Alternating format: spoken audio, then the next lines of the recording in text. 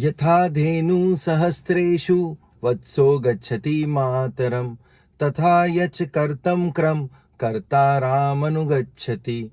आप सोच रहे होंगे आज ये क्या श्लोक बोल रहे हैं। बच्चों, जब मैंने इस श्लोक को सुना और जब मैंने इसके यथार्थ को जाना तो मुझे बहुत ज़्यादा टचिंग लगा और बहुत ही ज़्यादा कनेक्टेड लगा। मुझे ये पता चला कि यार जिस प्रकार 1000 गायों के झुंड में एक बछड़ा अपनी माँ को ढूंढ ही लेता है, उसी प्रकार हमारे कर्म, हमारे किए गए काम हमको ढूंढ लेते हैं, कभी ना कभी ढूंढ ही लेते हैं।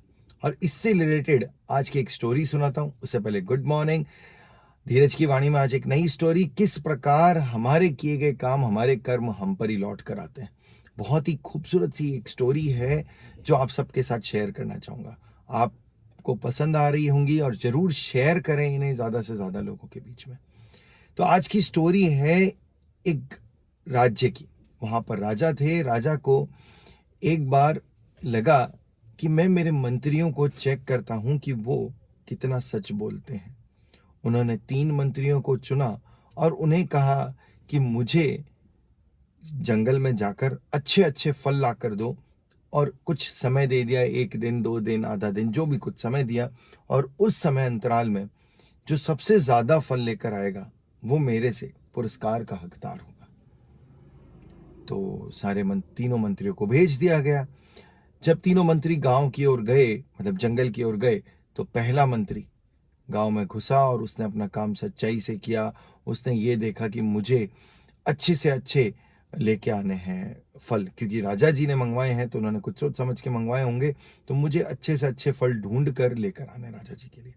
वो खूब सारे फल ढूंढता है और अच्छे अच्छे फल देखा कर लेकर आता है, मतलब इकट्ठे करता है। दूसरा मंत्री ये सोचता है, राजा तो फलों की मात्रा देखेंगे, फल थोड़ी ना देखेंगे कैसे। तो कुछ अच्छे कुछ खराब फल, जैसे फल उसको मिले वो फल इकट्ठे किए और वो लेकर चला जाएगा। जबकि तीसरा व्यक्ति वो देखता है कि यार राजा है, इतना समय कहाँ पड़ा है उसके पास कि वो देखेगा कि मैं लाया क्या हूं। तो वो क्या करता है, वो तो ये सोचता है कि राजा सिर्फ मात्रा देखेगा, अमाउंट देखेगा कि यार साइज कितनी है इसकी बोरी की और जिसमें ये लेके आया है, अगर उससे काम हो जाएगा तो मैं क्यों इतनी मेहनत करूं। तो वो जो मिलता है उसको कचरा, घास फूस, पत्थर, वो सब भर भर करके ले जाता है। तीनों जब लेकर जाते हैं तो राजा उन सबसे पूछते हैं, तुमने जो मैंने काम कहा वो अच्छे से कर लिया? कि हाँ राजा जी, हमने कर लिया। एक आदमी बहुत सारे कचरा वाला जो होता है उसके पास तो बहुत सारा माल होता है, वो निबंध खुश होता है कि यार राजा आज तो मुझे विजयी घोषित कर देगा।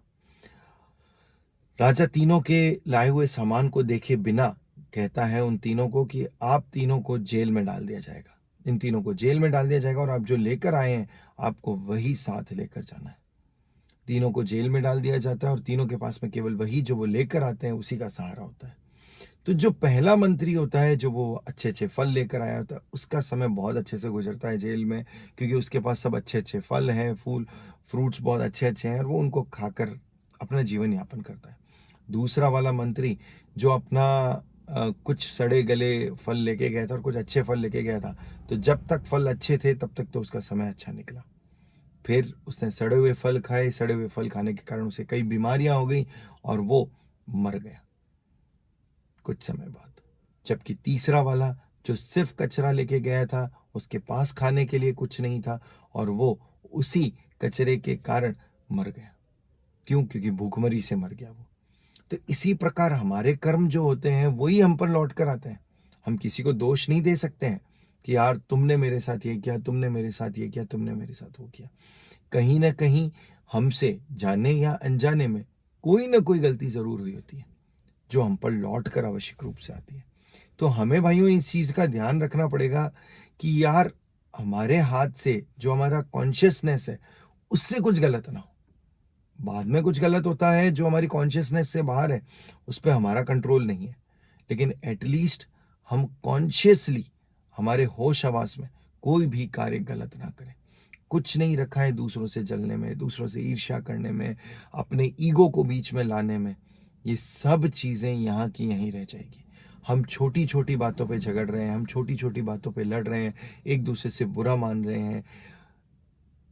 हमें ये देखना पड़ेगा कि व्हाट मैटर्स टू अस, वो छोटी बात या वो इंसान या वो रिश्ता। इतनी छोटी बातों पे अगर हम फोकस करने लग गए तो हम हमारे लाइफ में आगे कैसे बढ़ेंगे। तो ये थी आज की धीरज की वाणी। Take care, good luck. और कैसी लगी आपको ये कहानी, ये वाणी, जरूर कमेंट सेक्शन में बताएं। Thank you everyone.